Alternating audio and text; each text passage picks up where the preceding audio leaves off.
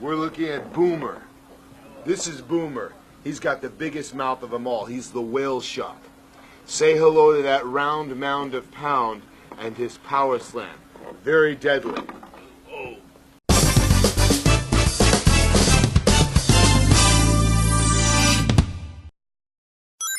Hey everybody, what's going on? I'm Adge the Reviewer, and today we're going to be looking at one of the more silly, extreme cartoons of the 1990s, Street Sharks. The story of the TV series Street Sharks isn't a complicated one. The Mattel toy line created the action figures, while Deke Entertainment worked on the show. It ran for 3 seasons, comprised of 40 episodes, starting in September of 1994 and ending in May 1997. They wanted to create another pop cultural phenomenon of anthropomorphic animals fighting crime, just like, well, you know, the Cheetah Men. Instead, it turned into an obscure piece of forgotten cartoon nostalgia, just like the Teenage Mutant Ninja Turtles. Well, what's it like? Well, you'll probably get a better gauge for the show once you hear some of these episode titles, such as Shark and Roll, Sir Shark-a-Lot, Shark to the Future, Close Encounters of the Shark Kind, and 20,000 Sharks Under the Sea. No, I didn't make any of those up, and yes, every episode has the word shark in the title. So from that, I think you can guess that we're gonna have a fantastic time.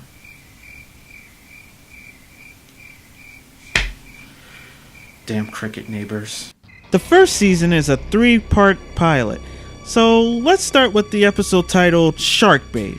It opens with a man named Dr. Bolton snapping the least effective barbed wire ever to sneak into a lab facility.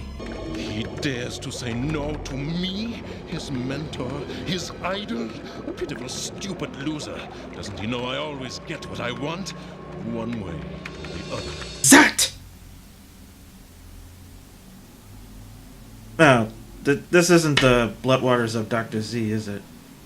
This is Dr. Paradigm, the totally not evil-looking mad scientist. He believes human sea creature hybrids are the next step in evolution. Well, whose human DNA is he gonna use? I have it.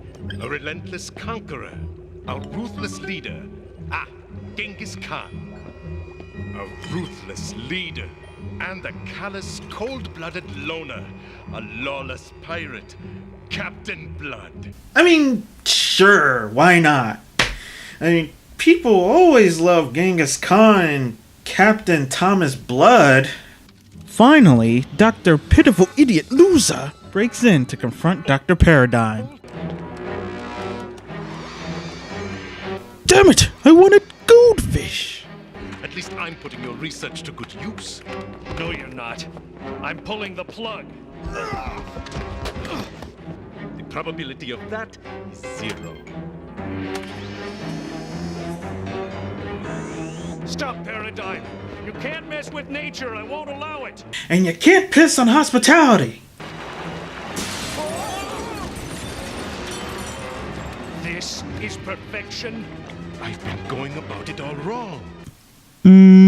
Maybe?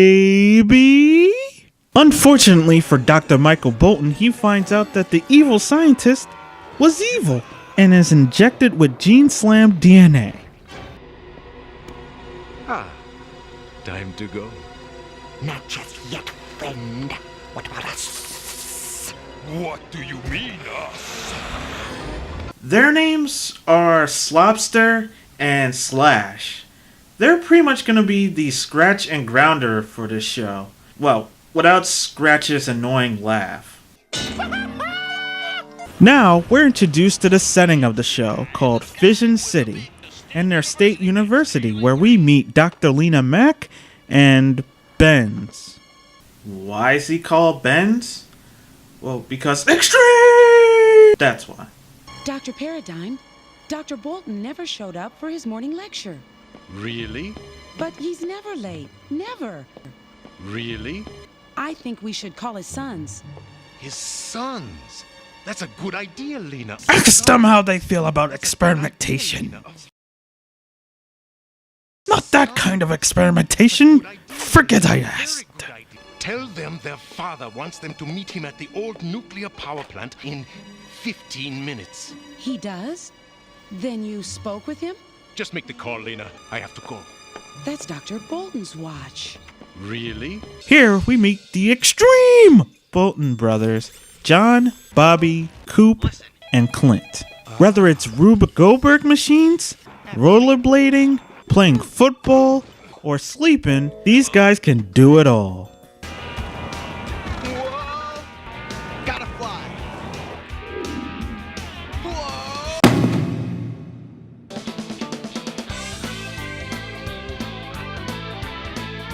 They finally get to the power plant and are captured by Dr. Paradigm's Seviants. Hey, that's not my pun. That's what they're actually called. Tell me it was just that 2-pound bean burrito I ate last night. Surprise! Just my luck. A stand-up crustacean. I don't know. I mean, if I saw this face, I would take the situation a little bit more seriously. Dr. Paradigm plans to gene slam their DNAs with 4 different types of sharks. And it turns out to be a complete success. What have you? Get up! I order you! Get up! Or not. What should we do with them? Just get them out of my sight. So the Masters of Tack just dump the bodies underneath a bridge. Seems smart. I mean, no one's gonna see that. Except for her. However, the Bolton brothers get washed away, and Dr. Lena Mack asks Benz to look for them. What are the Bolton brothers gonna do now? Oh, my head. Hey, guys. Everybody okay? Barely. Anybody else as hungry as I am? Exactly! Wait, what? My hands.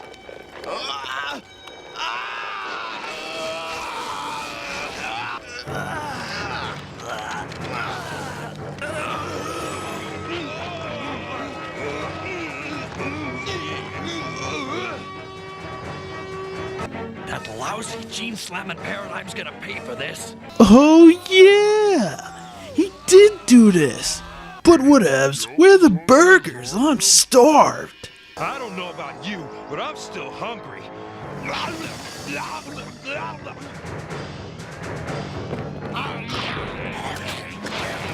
Oh, you thought I was kidding? After the sharks escape, they find a woman trapped in a car, and it's up to them to rescue her.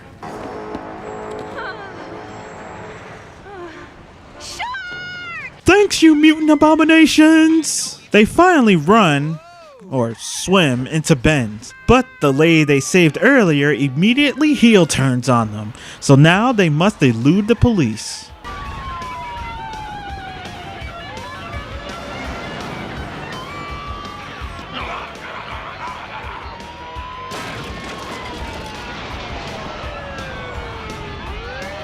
Come on, Wile E. Coyote wouldn't even fall for that. That's weird. Since when do they let sharks in the amusement park? How'd they see him from all the way up there?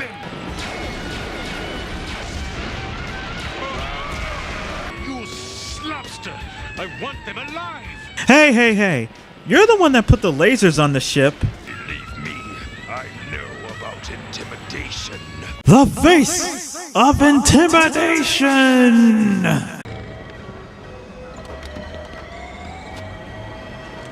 Sharks! Oh man! Awesome! Yeah, aren't they? We're opening a new ride, the Street Sharks. Street sharks. I like it. I like it. Buy our toys! Slopster and Slash fight the street sharks, but surprisingly, their total pulls of doom doesn't finish them off. Now listen to me. You're not going to survive out here. Your only choice is to come with me if you want to find your father. What have you done with them? Let's get him. Well, at least they remembered their father eventually. However, they're surrounded by tanks. Is this the end of the Street Sharks? No, it isn't. The second part, entitled Shark Bite, begins with the Street Sharks captured by Dr. Paradigm with the help from the government SWAT team, because no one believes in asking questions. A little more sodium pentothal before we start the exploratory surgery. You mean gene slamming? Hey, find someone else. Where's our dad? Just as I suspected, this is Dr. Bolton's work. Well, shall we move on to the exploratory surgery? Before Paradigm can start the surgery, Lena works on a plan to free the sharks.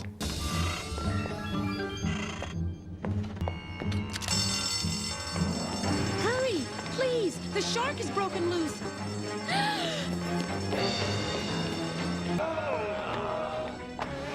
Wake up! This is no time to sleep. Dr. Paradigm is about to fillet your brother. Ugh! Poor choice of words, dude! Dudette? Let's kick some Finn. Cool.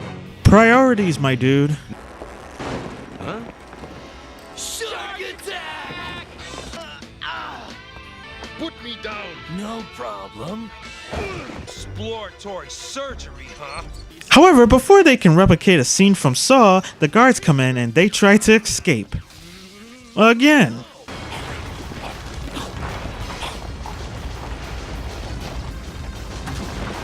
Well, they're dead.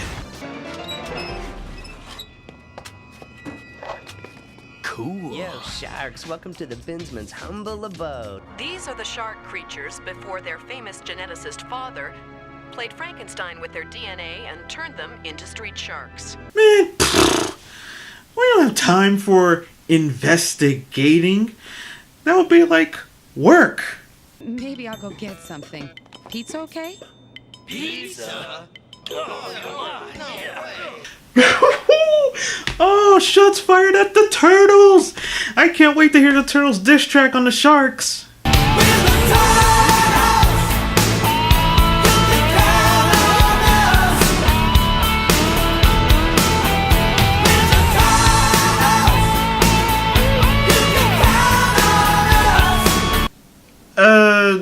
Never mind. Back at EvoCo, Dr. Paradigm figures the way to a street shark's heart.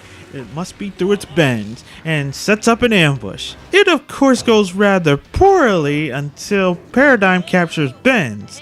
And while the street sharks are dealing with Slopster and Slash, Dr. Paradigm has plans to turn Benz into a piranha hybrid. Because if you do something 150 times, you're bound to hit on one of them.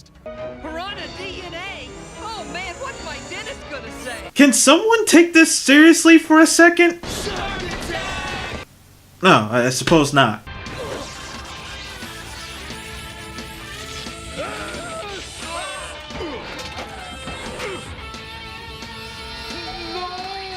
If only I wore my helmet I had on 2 seconds ago! This transforms him into Dr. Paranoid and tricks the sharks into running inside the Alpha Collider to separate their chromosomes. That's just how cartoon science works. In episode 3, Shark Storm, the sharks are trapped, but luckily for them, Dr. Paranoid remembers he has to do his lengthy villain speech. Shockingly, because of that, he gets foiled. I just have one question. Would that catchphrase work in any other situation? What do you know about the Earth? Apparently more than you! You... Who are you?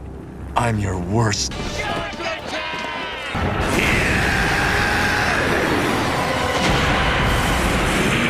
I'll get you for this! You won't escape! Slopster and Slash come in to be the Putty Patrol again, and the sharks escape. Again. The Eye in the Sky news chopper, which has been following the story from the beginning, decides to get an interview with them and use some tactful, delicate questions. Tell me about your dad. How's it feel flesh and blood turn you into, well, sharks. Whoa, I didn't mean anything. Help! Hey, what are you doing? They let him go, but from here he goes full J. Jonah Jameson and says they're a menace. What really happened, lady, is they attacked me. And all I did was ask how it felt having their dad do this to them. Look, did it ever occur to you that it might just be a big lie? It did, but that would actually take time and research to follow up on it to see if it's any true. So, screw it. Dr. Paranoid comes up with a new plan to get the sharks by easily framing their dad. And it works, because we're in the most gullible city in the world. We break away for an urgent news flash. The Vision City Armory is under attack. This is hitting critical mass, Fisters. The street sharks just swiped a smart bomb and a whole lot of other stuff. Dr. Paradigm is right. These street sharks are armed and clearly very dangerous. Fusion City! You're guilty until you're proven guilty. Anyway, the street sharks are also being framed and go out to try to put a stop to it. During the fight, Slash accidentally blasts holes in the nuclear reactor. The sharks defuse it, but are surrounded by Fusion City's worst and dimmest. Lena and Benz send some footage to the eye in the sky to get them off the hook. You're right. That thing looks more like a lobster. This is absurd. Just let me take the sharks and... Hold it, Doctor. Because I don't believe in proof unless the plot tells me to. Paradigm turns into Paranoid and swiftly disposes of the SWAT team. He returns to his base and decides to escalate the situation slightly.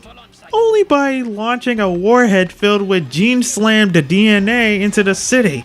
How's he gonna be stopped?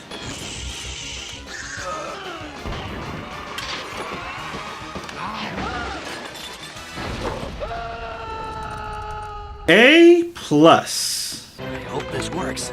Here goes.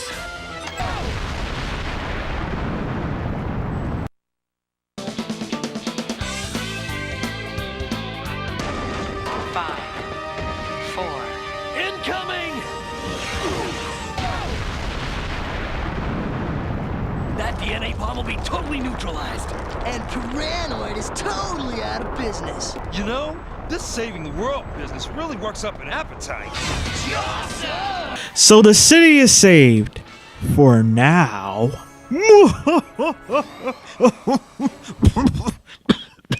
Alright, the time has come to give my super important opinion on Street Sharks. It's a mixed bag. I know these episodes were basically the pilot season, so they had to establish a lot, but they could have made the Street Sharks a little more fleshed out. Instead of them saying over and over. It barely dawns on them that they're gonna be sharktastic abominations for the rest of their lives. I mean, hell, I even think they like it. The big problem for me is that almost everyone comes off dumb. The news, the police, the villains, and even the sharks at times. The only ones that don't are Dr. Lena and Ben's like Beckham. However, I didn't go into this series expecting something deep. They wanted to make a show to sell toys, and that was it pretty much. I did have a good time watching the episodes, and it took me back to the mid-90s a little bit with the extremeness of it all. Well, till next time, I'm Adge the Reviewer, and... well, I don't have a catchphrase. Wait, let me try this one. I'm Adge the Reviewer, and I'm Jawsome!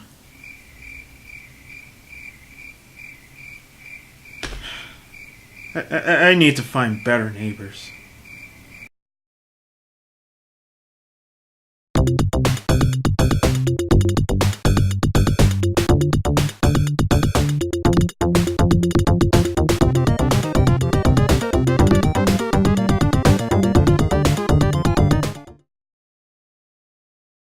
Head shark!